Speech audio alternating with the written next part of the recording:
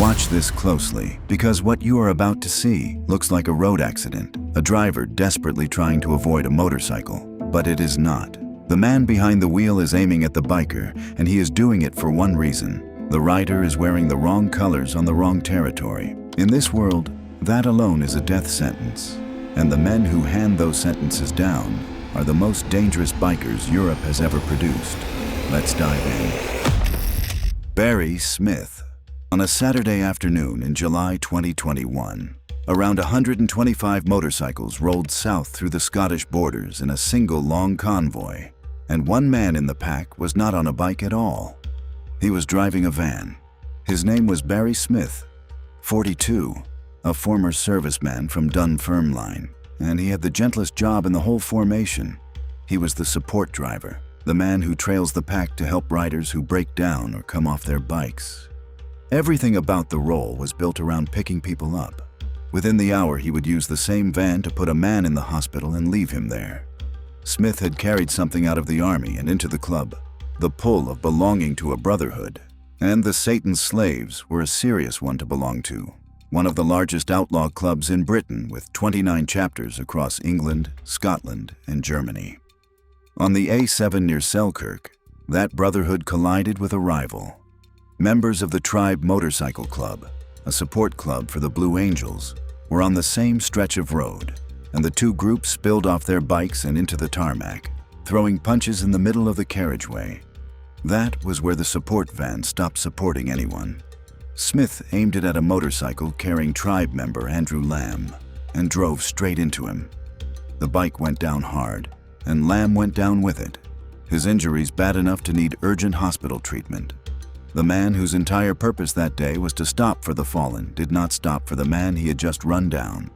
He drove off with the front of the van crumpled from the impact, dumped it further along the road, and vanished from the scene, unaware that a passing motorist had already caught him on camera, standing by the van in a t-shirt that read SFFS, Slaves Forever Forever Slaves. A little further on, another Tribe rider recognized him, and Smith snarled at the man to stop. The rider hit the throttle and got out of there, certain he was next.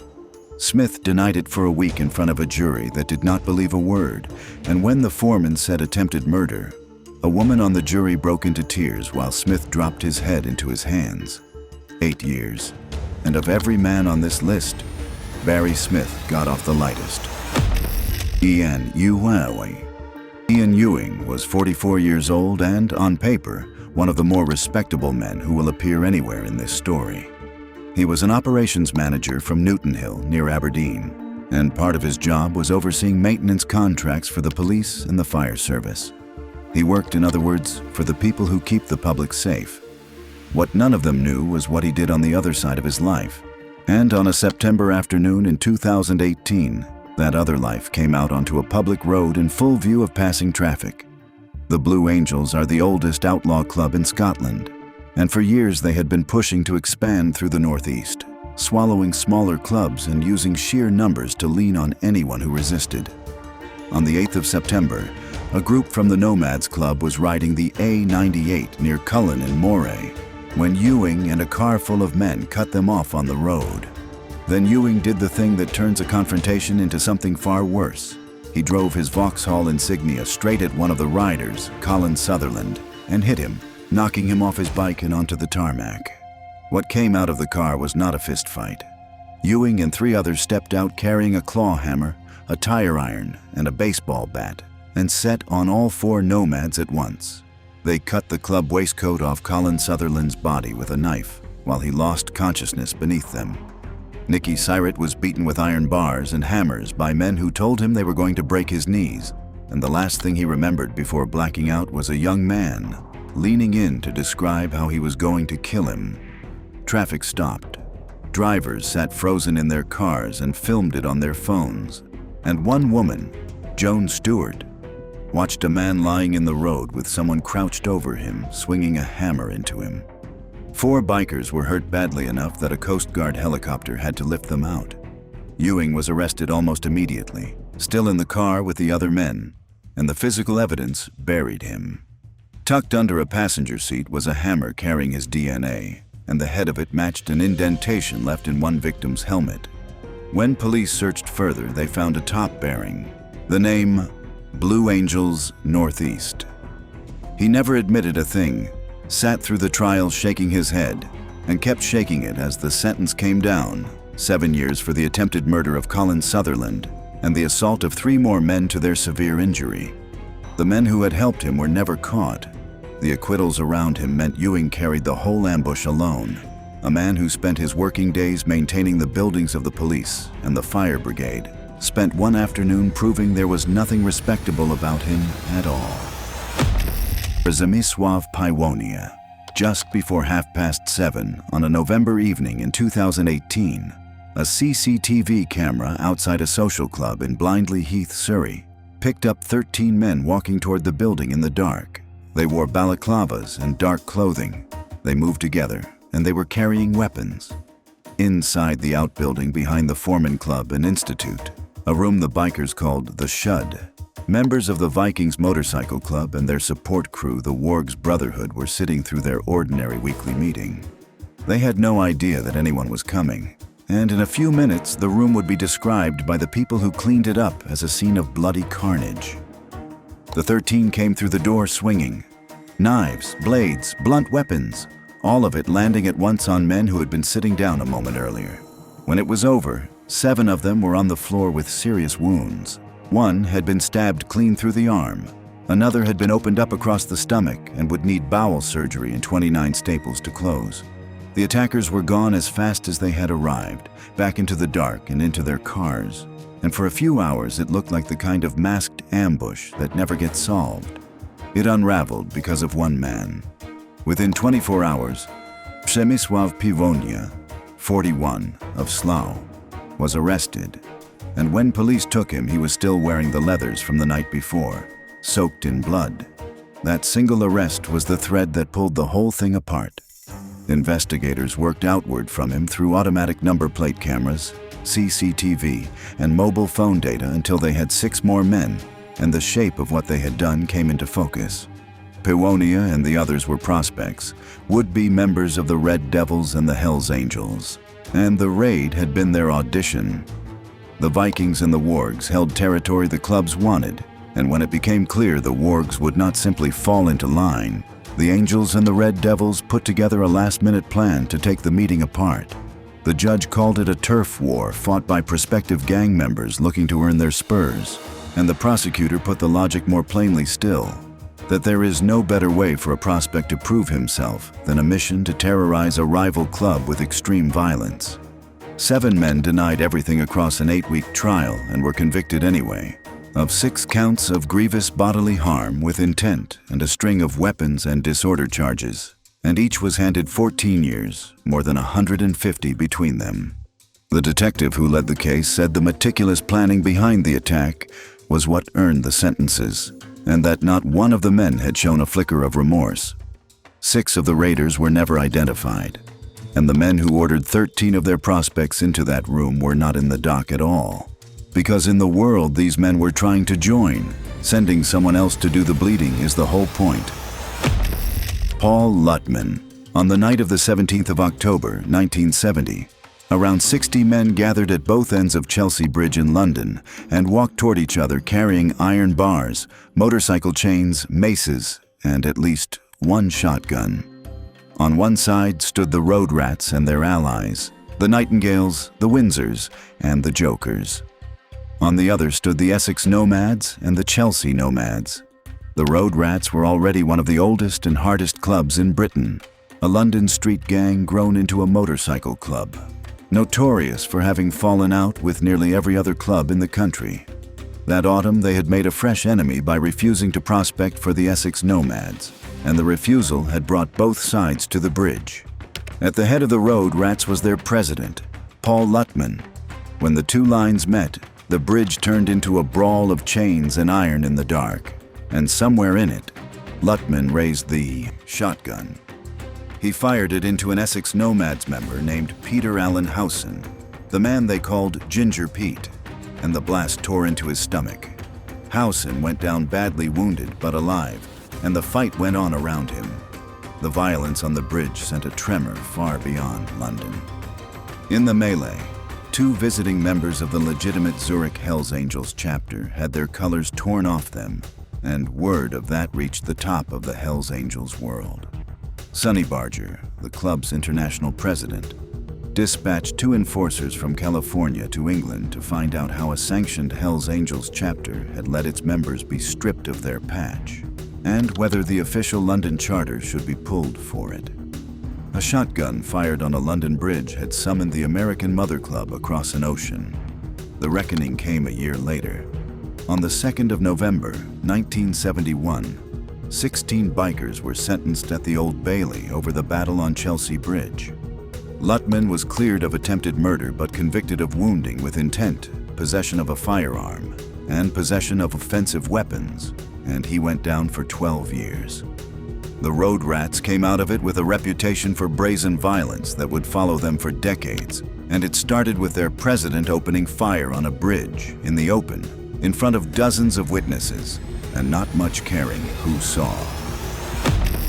Paul Holmes. On the 4th of November, 2015, police units from 3 different forces moved on 3 locations in the northwest of England at the same moment. A house in Holme, a farm outbuilding in Milnthorpe, and a rented property in Morecambe. What they carried out of those buildings would become the largest illegal firearms seizure the region had ever recorded. Sawn-off shotguns, rifles, a handgun, disassembled weapons, and more than 2,400 rounds of ammunition across a spread of calibers stacked up in the property of a 50-year-old man named Paul Holmes. On its face, Holmes did not look like an arms dealer. He was a man of real money, the owner of some 50 rental properties across the country, with a long and entirely legal history around guns. He had lived in Australia for 14 years and run a firearms shop there, and he shot competitively. When the case came to court, he had an explanation ready. He was a collector, he said, and the collection had simply got out of hand. A judge would later grant him the interest in guns and call it an obsession.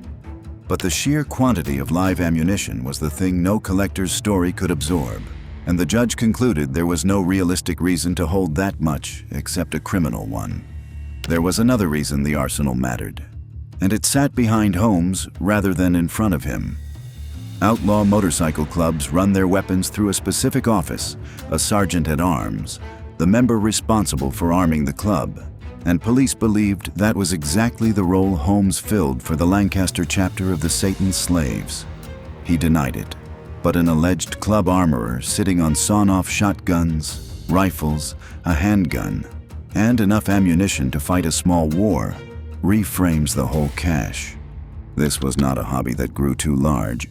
It was, the seizure suggested, a supply.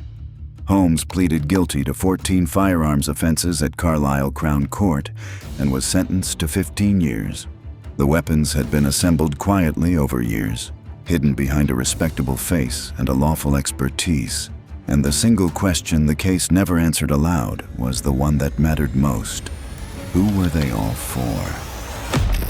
Marius Lazer. On the 16th of January, 2023, United States Marshals were standing at a boarding gate in Bucharest, waiting for a Romanian biker. That sentence should not make sense. American federal officers do not usually collect suspects from the departure lounges of Eastern Europe. But Marius Lazer had built something that reached all the way across the Atlantic, and the reach ran in both directions. Lazer founded the first Hells Angels chapter in Romania, a country that had never been Hells Angels territory. The club's European empire had been built from the west, from Amsterdam and Hamburg and Copenhagen and London, and the east was an afterthought.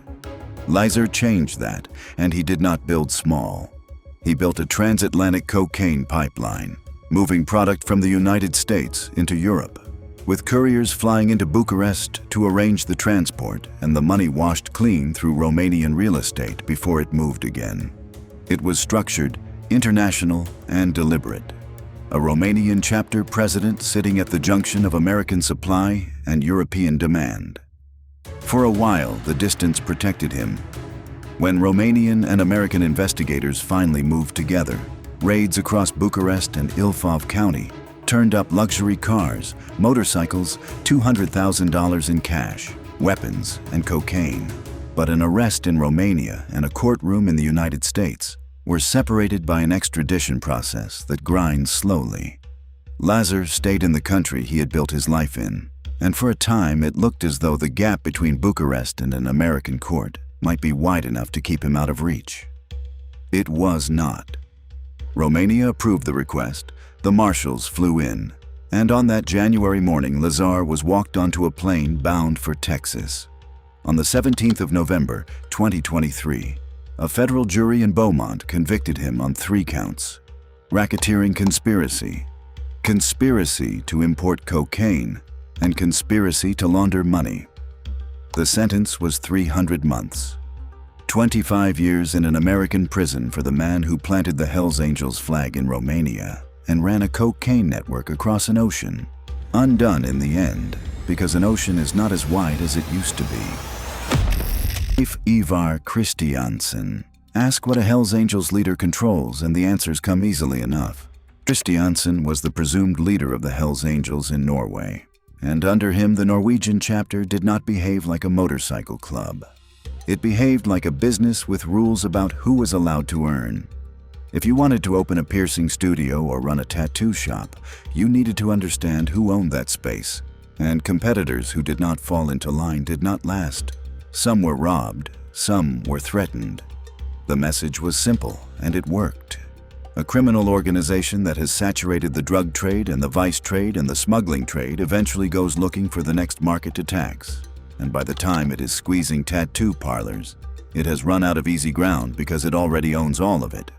In 2011, a Norwegian court convicted Kristiansen of aggravated robbery, several drug offenses, and threatening competitors in the piercing and tattoo trade, and sentenced him to 57 months and a heavy fine. But the conviction was the smaller half of the story. By 2012, the Norwegian Police Intelligence Unit, Kripos, had tallied what the club had become under his leadership.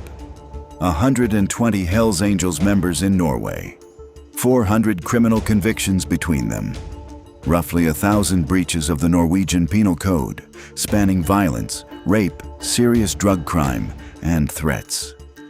On those numbers, Kripos did something with real legal weight.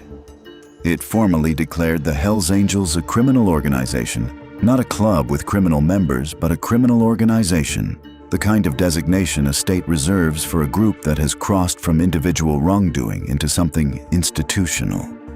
Kristiansen had led the Norwegian chapter across that line.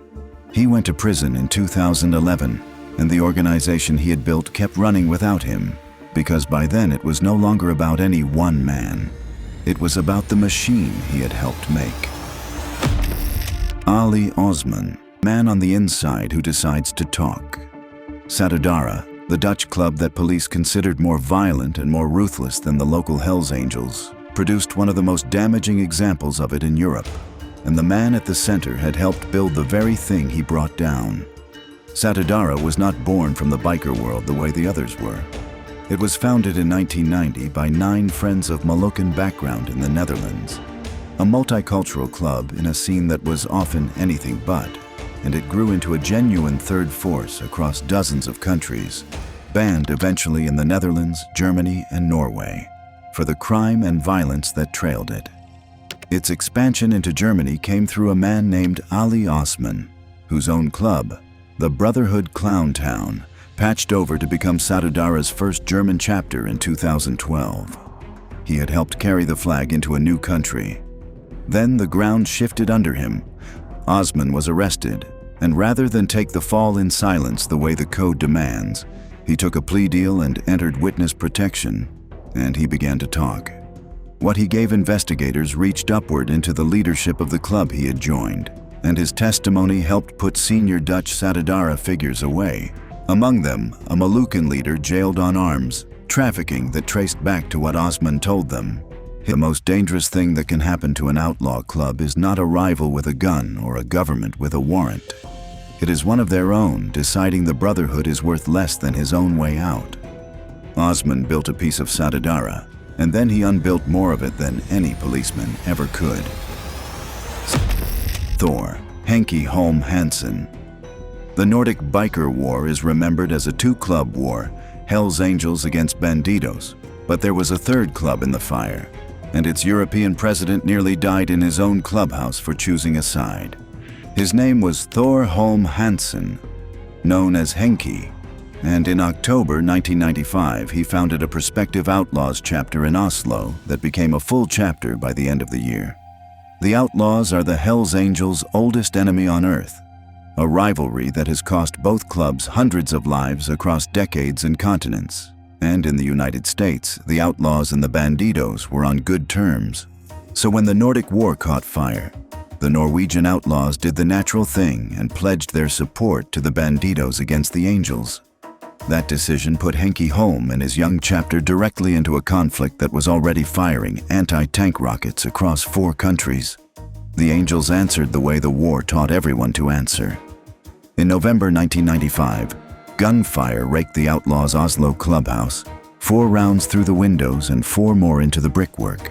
Then, on the 22nd of January, 1997, it went further. Members of the Untouchables, a Hells Angels support club, walked into the Outlaws' clubhouse in the Grønland district of Oslo and opened fire on Holm and a visiting French outlaw named Jean-Luc Verber. Both men were shot. Both survived. Holm's place in this story is what he represents. The third flag in a war most people only remember as a duel. He pulled a brand new Outlaws chapter into the deadliest biker conflict Europe had seen, took the Angels' bullets inside his own headquarters, and lived. The Outlaws were never the biggest club in Scandinavia, but Henk Holm made sure they were in the fight, and the fight very nearly killed him for it. Henk, Captain Henk Kuipers. Most of the dangerous men on this list turned their violence outward, at rival clubs, at the police, at the cartels. Henk Kuipers built a club and then turned the violence inward, on his own members. And that is what makes him one of the most feared leaders the Dutch underworld has produced. They called him Captain Henk, and under him No Surrender grew, after 2013, into one of the largest outlaw clubs in the Netherlands, with chapters spreading into Belgium, Germany, Spain, and Morocco, big enough to overtake even the Hells Angels. Kuipers was a public figure as much as a criminal one, a former celebrity, bodyguard who ended up as the subject of a television documentary called Captain Henk. But behind the profile, the prosecution described a club run on fear, and much of that fear pointed at the men inside it. Between 2014 and 2017, the court found, Kuipers personally assaulted at least 8 of his own members as punishment for breaking the club's rules, and those who tried to leave were fined, stripped of their valuables, and threatened. The atmosphere he created was so heavy that it nearly broke the case against him. Victims and witnesses were too frightened to speak, and the prosecution called the culture around him one of lawlessness, violence, and fear.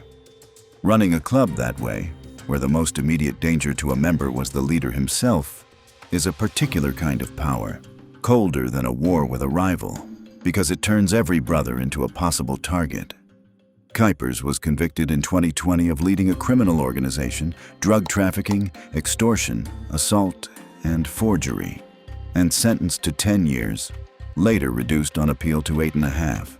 He had built a club that beat the Hells Angels on numbers, and he had held it together with the one tool no rival could take from him, the fear of what he would do to his own. Otto. The man who founded the club Kuipers captained was more dangerous still. Klaus Otto built No Surrender from nothing into an international organization of more than 1,600 members in under a decade. And he did it while running a machine of extortion and violence so brutal that, when it finally came to trial, most of the people who could testify against him were too afraid to open their mouths. Otto came out of the Dutch traveler community, started as a bouncer at 17, ran his own scrap and vehicle business, spent time in Satudarah, and then in February 2013 founded No Surrender and took its highest rank, Captain World. On the surface, the club sold itself on brotherhood and charity rides. Underneath, the prosecution said, it was a cover for trafficking, intimidation, and the settling of debts by force, with members who tried to leave hit by heavy financial demands and threats. The details that came out in court are hard to read past. One victim was beaten with a cane, locked in a cage, and told his wife would be raped. Another was warned his children's ears would be cut off and left with permanent injury. A car dealer received photographs of his own children as a threat before being beaten into hospital. A former member was driven to a remote spot after a funeral and beaten until his jaw broke. And around all of it hung the fear Otto generated. So thick that the court noted openly how many witnesses would not dare to testify.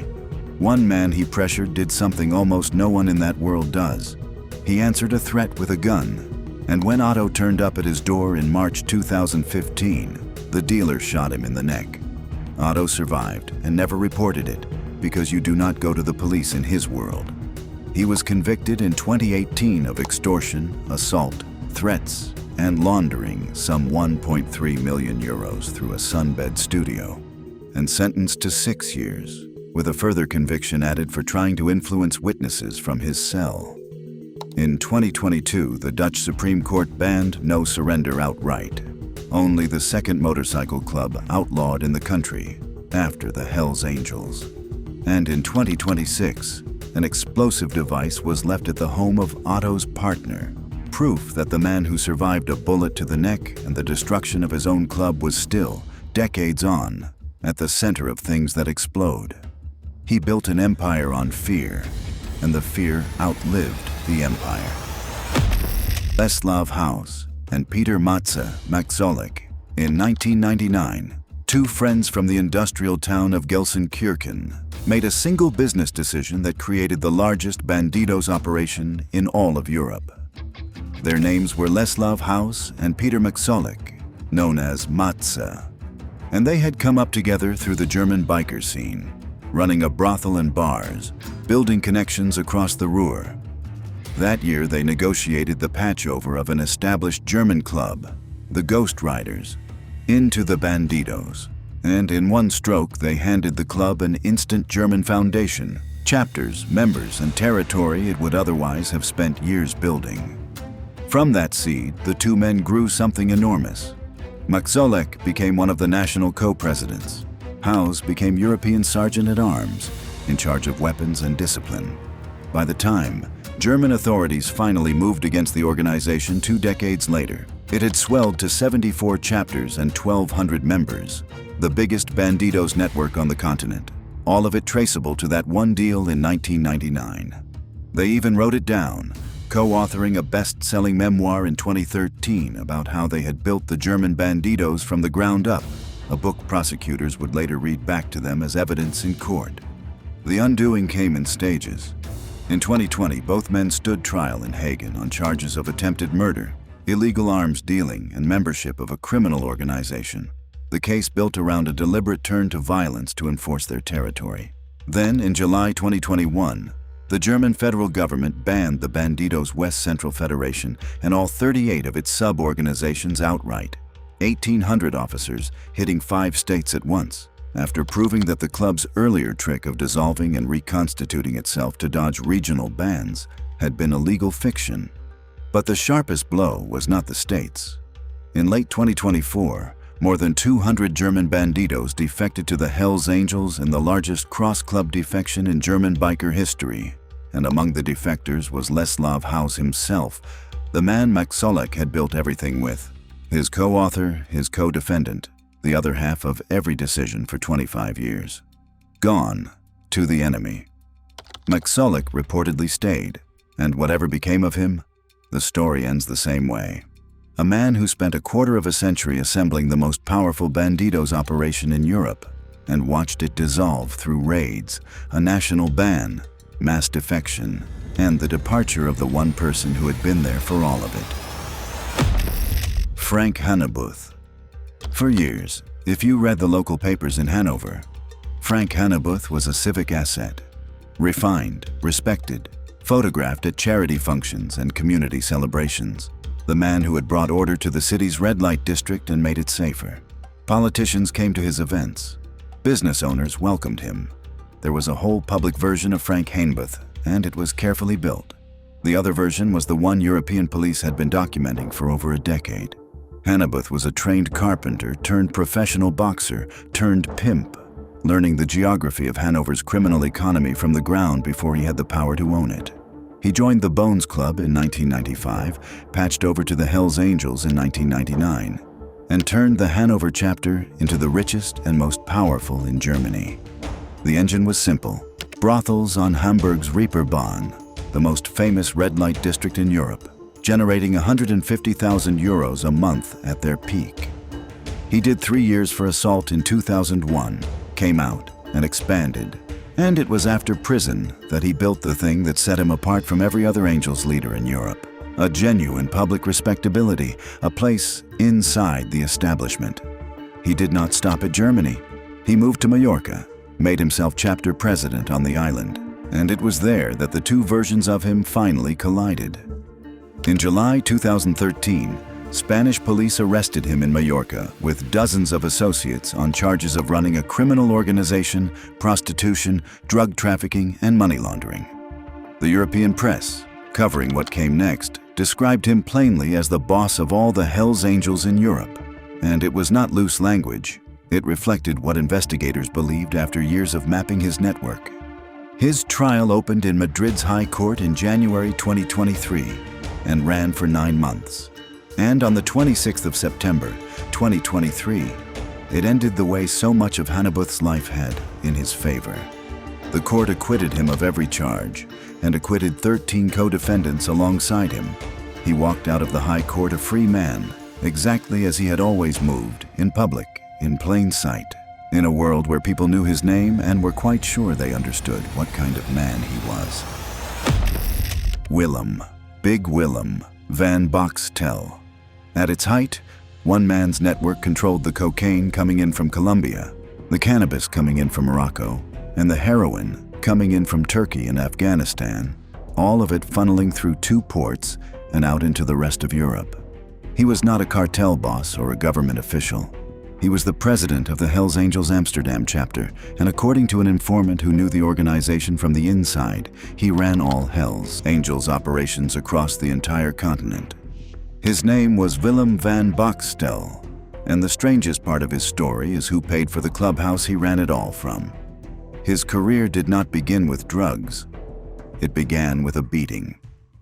In September 1974, an 18-year-old Van Boxtel and his gang stormed a school in Amsterdam, attacked teachers and students, threw a man down a stairwell, and put a snack bar owner in the hospital, and he was convicted of assault along with 11 of his followers.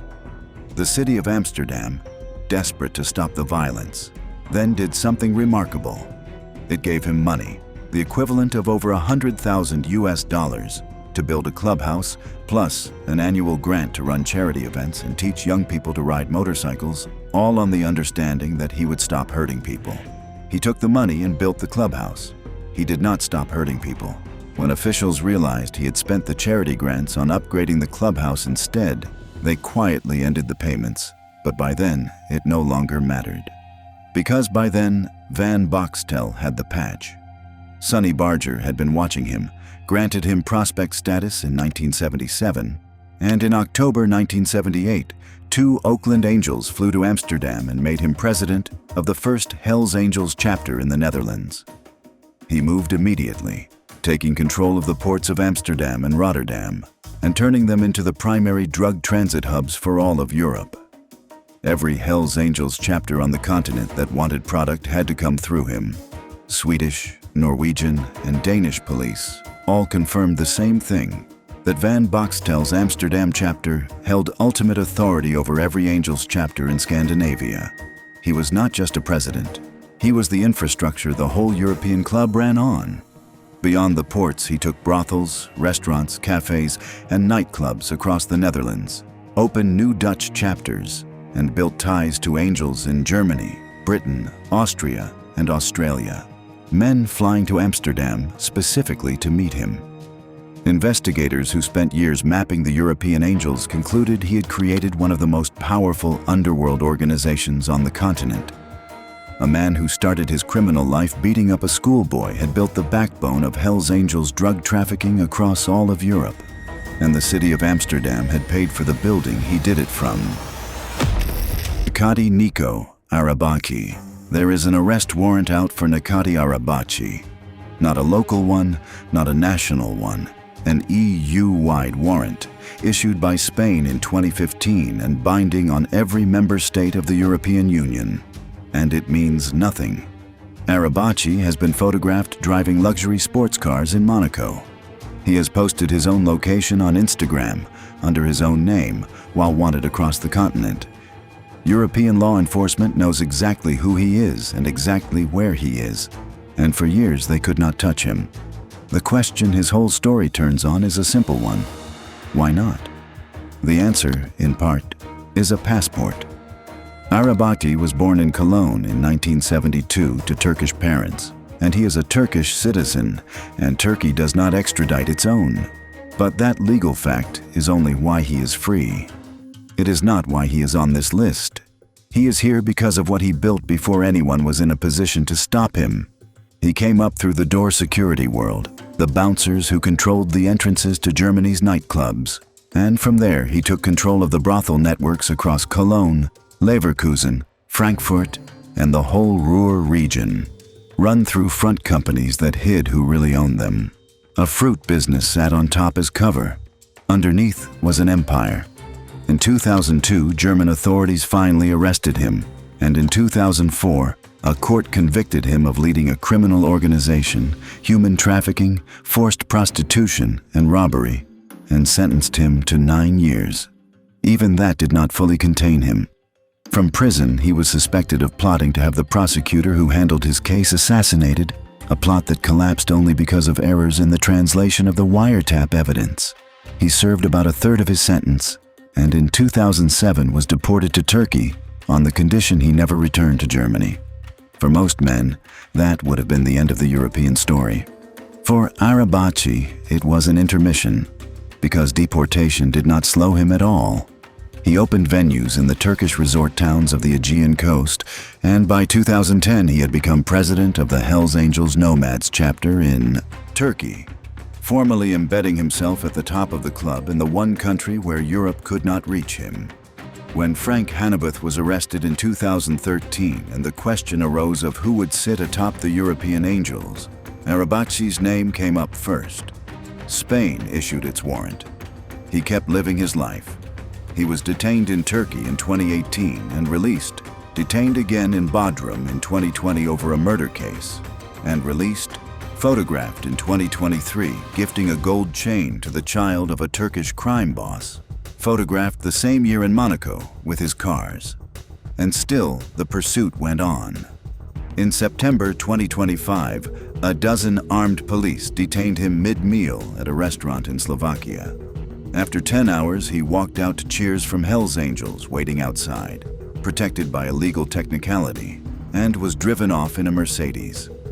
Weeks later, in October 2025, he landed in Izmir and was detained again, this time by Turkey's own organized crime unit, on charges of running a criminal organization and aggravated extortion.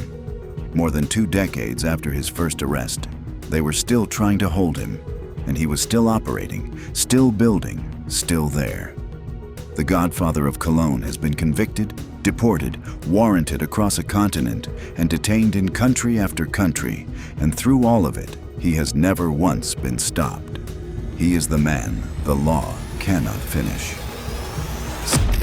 Ram Hansen. The club gave him a title, Kriegsminister, Minister of War. He had earned the Expect No Mercy patch at 19, and by the time he stood trial, he had been a Bandidos member for 15 years, and a court-ordered psychiatric evaluation described him with clinical flatness, normal intelligence, and a complete absence of empathy for other human beings. On a November night in 2015, that absence walked up the side of an apartment building in Copenhagen. At 20 to 4 in the morning on the 11th of November, Ram Hansen climbed a scaffold fixed to the outside of a building in Frederiksberg, and with an accomplice, he crawled through a window into an apartment. Inside, 3 young men were asleep. Philip Rasmussen was 19. Suhaib Jafar was 23. Mike Patrick Winther was 24. None of them woke. None of them had any warning, and none of them had any chance. 6 shots, from a revolver and a shotgun, into their heads and their arms, fired into men who never opened their eyes. The prosecutor who handled the case called it pure slaughter of a kind rarely seen in Denmark. The reason for it was honor. Weeks earlier, a Bandidos Minister of War had been stabbed, and the club's reputation was being tested inside the prisons. And the answer to that, in the logic that governed Hansen, was to demonstrate that disrespect would be repaid in blood, regardless of who happened to be in the room. That the 3 sleeping men were the correct targets for that message barely seems to have mattered. What mattered was the message.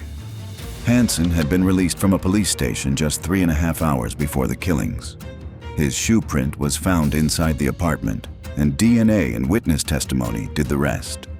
He was convicted in May 2017 and sentenced to life, upheld on appeal, and later approved for extradition to France over a separate serious assault. His co-defendant, another Minister of War, never reached trial, taking his own life in his cell. 3 young men had been asleep. The club's honor had been in question, and in the mind of Ram Hansen, those were the only 2 facts in the room. Michael Lurch Olsen. Lurch Olsen made one decision that put a target on his back, and then survived the most determined campaign to kill a single man in the entire Nordic Biker War. He had been president of the Hells Angels Copenhagen chapter before he was expelled, and expelled men in that world are expected to disappear, go quiet, fade out. Olsen did the opposite. He crossed the one line the Angels treated as unforgivable. He joined the Bandidos, and not as a foot soldier, he became European Sergeant at Arms, the enemy's chief enforcer across the continent. The Hells Angels decided he had to die. What followed ran for nearly 2 years and escalated each time. On the 15th of July, 1996, Olsen was riding through Mjøndalen in Norway with a bodyguard beside him, a man named Jan Krogh Jensen, who rode there for exactly one purpose: to keep him alive. They were ambushed on the road. Jensen was shot in the head and killed, and police concluded he had died in the place his employer was meant to occupy. Olsen survived. The intended target lived, and the man protecting him did not. Less than a year later, the Angels tried again, and bigger.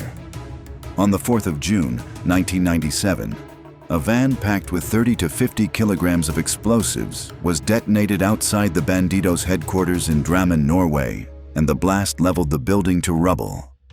A 51-year-old woman named Irene Kievold, driving past at the wrong second, was killed. 22 others were injured, and Lurch Olsen walked out of the burning wreckage alive. Twice now the Angels had come for him with military-grade force, and twice the people who died were bystanders, a bodyguard doing his job, a woman driving home.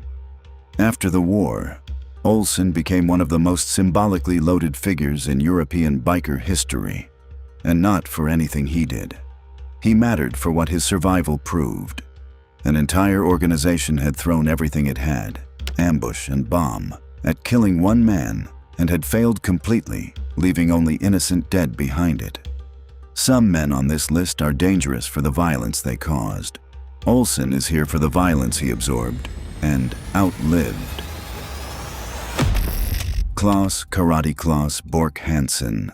Here is the strange thing about the death of Klaus. The war that should have killed him was already over. The Nordic Biker War ended in 1997. The handshake happened on live television. The peace held. And it was the peace, not the war, that got him killed. So the question at the center of his story is not who his enemies were. It is why, 4 years after the shooting stopped, both of the great enemy clubs agreed together that this one man had to die. Claus Bork Hansen had climbed close to the top of the Bandidos.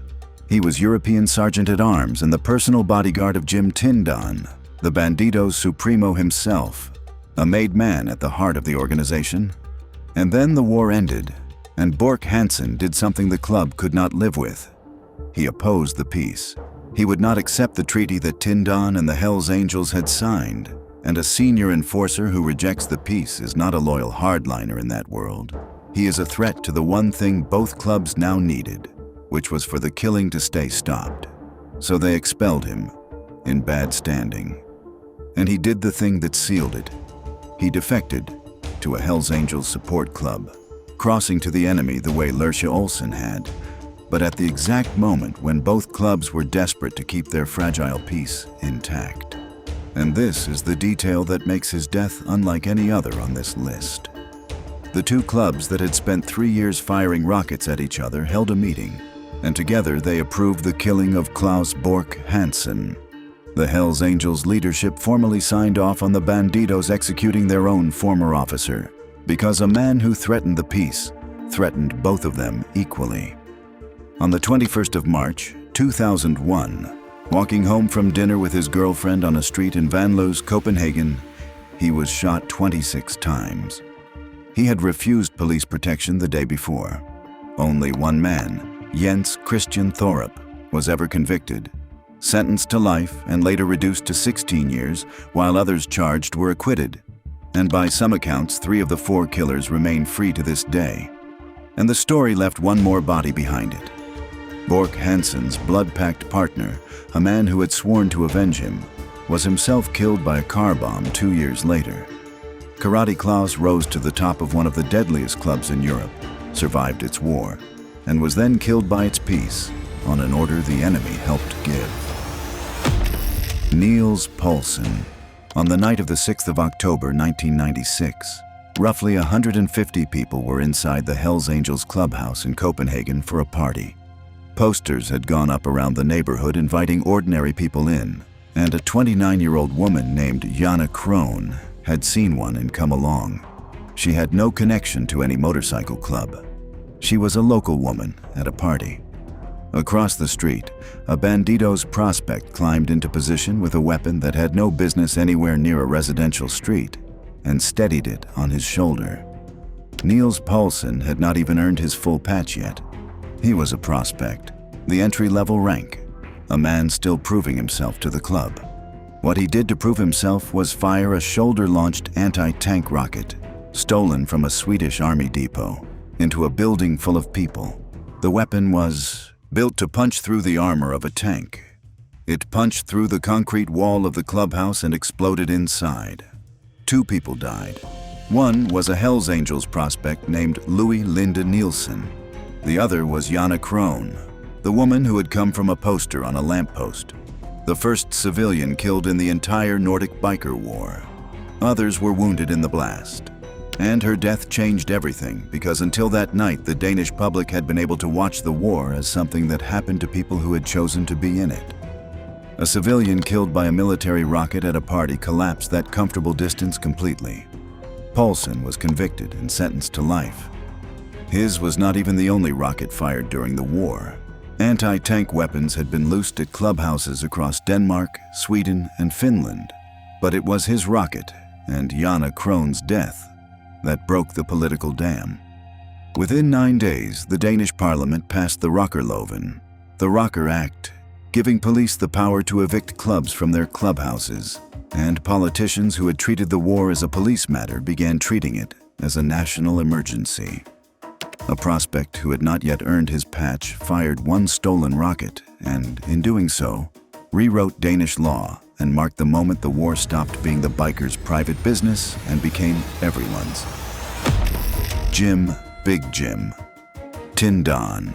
On the 25th of September, 1997, 2 men shook hands inside a Danish television studio, live in front of the country. One was Bent Nielsen of the Hells Angels. The other was Jim Tindon of the Banditos. They were there to end a war. Behind that handshake lay 9 dead, 74 attempted murders, anti-tank rockets fired into buildings on residential streets, car bombs in city centers, and a parliament forced to rewrite its own laws in 9 days because the violence had outrun everything the country's law was built to contain. And the man on the Banditos' side of that handshake was the man who had started all of it, on purpose.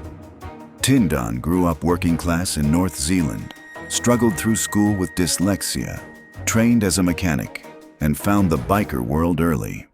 He rose through a series of clubs until, by the early 1990s, he was leading the Undertakers, and in 1992 he reached out to the Bandidos in the United States and France, looking for a bigger name and bigger reach. In December 1993, the Undertakers patched over, and the Bandidos had their first chapter in Scandinavia. The Hells Angels allowed it on one condition, that the Bandidos stay in their 2 existing chapters and not expand. Tindon had no intention of honoring that. In January 1994, he reached across the water into Helsingborg, Sweden, and brought in another club as a Bandidos chapter, and that single deliberate move enraged the Malmö Hells Angels, who declared war. Within months, a local conflict had ignited across all of Scandinavia, and the Nordic Biker War had begun, because Tindon had decided to break the one rule that kept the peace. As it escalated, he backed retaliation at every turn, and the weapons that came into the war were the weapons that made it infamous: machine guns, grenades, landmines, and anti-tank rockets, raided from military depots. By 1995, he was European president, and his own men gave him a nickname, Solkongen, the Sun King, after the absolute monarch Louis XIV, because they understood exactly what kind of ruler he was. At his peak, he commanded 1,600 members across Europe and Asia. And here is the thing that makes him more dangerous than the men who fired the rockets, not less. No single act of violence was ever pinned on Tindon personally. His convictions were for stolen goods and firearms, and later a drunk driving crash that left a passenger brain damaged. Nothing close to the war he set in motion. When it finally ended, it ended on terms he negotiated, quietly dividing Scandinavian territory between the 2 clubs down to individual bars and nightclubs. None of it disclosed to the public. He did not need to fire a shot. The most dangerous man in a war is not always the one pulling the trigger. Sometimes he is the one who simply decided, coldly and deliberately, that the war would happen at all. Bent Svein, Blindley Nielsen. The man across the handshake from Tindon was every bit his equal, and he ran his half of the war from inside a prison cell for most of it. Bent Svein Nielsen, known throughout the Danish biker world as Blondie, co-founded the first Hells Angels chapter in all of Scandinavia, and he proved something the walls of a maximum security prison were never designed to withstand: that a man can command a criminal organization across an entire continent from a cell if he simply refuses to accept that the cell means anything. Nielsen built his way up in 1978 by merging 5 Danish clubs into one organization under his own leadership, and in 1980, with the blessing of Willem van Boxtel in Amsterdam, that organization became the first official Hells Angels chapter in Scandinavia. The main obstacle to everything the Angels wanted was the bullshit motorcycle club, who controlled Christiania in Copenhagen, the largest open drug market in Europe. On the 24th of September, 1983, a barman phoned Nielsen to tell him 4 bullshit members were drinking at a restaurant in the city. Nielsen gathered 3 Angels and walked into the restaurant that same night, and he killed 2 men, Steen Grabo Grander and Flemming Hald Jensen, with knives at their table, and left a 3rd badly wounded. On the 21st of September, 1984, he was convicted of 2 counts of first-degree murder and sentenced to 16 years. It should have ended his reign. Instead, it barely interrupted it. From his cell, he went on running the Danish chapter, settling its disputes, directing its operations, and then, in the late 1980s, he engineered the club's expansion into Sweden with a piece of cold strategy that reads like something from a war room, not a prison bunk. He told 3 rival gangs in Malmö that whichever one wiped out the other 2 first would receive Hells Angels status. The gangs tore each other apart, the survivor took the prize, and Sweden had its first Hells Angels chapter, built entirely through a lethal contest that Nielsen refereed from behind bars. Paroled in 1994, he walked out into the Nordic War he had helped make inevitable, and took his place as the dominant figure on the Angels' side, holding that position through 3 years of rockets and assassinations across 4 countries, until he stood in that television studio in 1997 and shook Tindon's hand and said the thing that mattered, that it was over. He co-founded a chapter, murdered 2 men in a restaurant, ran his organization from a cell, engineered an entire national expansion through a war he designed from prison, and then led his club through the deadliest biker conflict Europe had ever seen. He sits at number 2, and only number 2, because the man above him did all of this and one thing more. He vanished. Jørn Jønke Nielsen. To understand why Jørn Nielsen sits at the top of this list, start with a submachine gun, an orange Volkswagen, and a bicycle hidden in the back of a van. On the 25th of May, 1984, Henning Norbert Knudsen, the man everyone knew as Mackerel, the national president of the Bullshit Motorcycle Club, sat in that Volkswagen outside his home on Amager with his wife Pia beside him. Months earlier, Mackerel had gone on live Danish television and declared he would never let the Hells Angels take control of Denmark. Nielsen had watched it, and Nielsen, by his own later account, had made the decision to kill him calmly, 2 days in advance, sat with it, and accepted it. He was waiting in a van across the street, masked, with a submachine gun loaded with 28 rounds and a bicycle stowed in the back for the escape. He came out fast, ran to the car, and emptied a burst through the windscreen. Pia screamed and threw herself out of the car. Nielsen walked to the door and fired again, into Mackerel's back. 16 rounds tore into his neck, chest, and back, and left him hanging half out of the car with his legs tangled in the gear stick and his head on the road. Nielsen described the moment years later without a flicker. He could not see whether the man was dead, so he emptied the magazine into him until it stopped firing, to be sure he was dead, and to be sure no one could pick up the gun and shoot him in the back as he rode away. Then he cycled off. Within hours, he was leaving Denmark on a fake passport. Everything about the man is in that scene: the planning, the coldness, the refusal of any limit, and the rest of his life only extends it. He had co-founded the first Scandinavian Hells Angels chapter at 20, one of the youngest people ever to found an Angels chapter anywhere, and he had understood from the start that the patch alone was not enough, wearing offensive symbols in public, not from belief, but from calculation, to make the club impossible for Denmark to ignore. He was among the 4 Angels in the 1983 restaurant killing, and after Mackerel, he fled to Canada under a false identity and joined the East End Vancouver Hells Angels, working as a bouncer, getting into street fights alongside police officers who had no idea the man beside them was wanted for murder. While a fugitive, he published a memoir, and it became a bestseller in Denmark. They caught him, extradited him, and sentenced him to 16 years, and like Bent Nielsen, he simply kept working from his cell, orchestrating the Swedish expansion through the same lethal contest between Malmö gangs. And in July 1996, during the war, men infiltrated Jyderup State Prison and fired more than 20 rounds from an automatic weapon through the window of his cell, hitting him 3 times. He survived that too. That someone would mount an armed assault inside a Danish maximum security prison to reach him tells you he was considered the operational heart of the Danish Angels, even while locked away. He was expelled in bad standing by the club he had built in 2020, ran for the Copenhagen City Council and lost, and went into self-imposed exile in New Zealand, expressing no regret for Mackerel, for the restaurant, for any of it.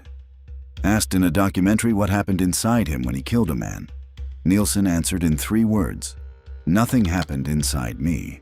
No one in European biker history matched the scale of his violence, the length of his career, the mark he left on multiple countries, and the sheer cold improbability of the whole trajectory. And when he looked back on all of it, he felt nothing at all. That is what makes Jørn Jønke Nielsen the most dangerous biker Europe ever produced. Rockets fired into crowded buildings, empires run from prison cells, rivals gunned down on their own doorsteps. The clubs are all still out there, still fighting over the same ground. The violence never ended.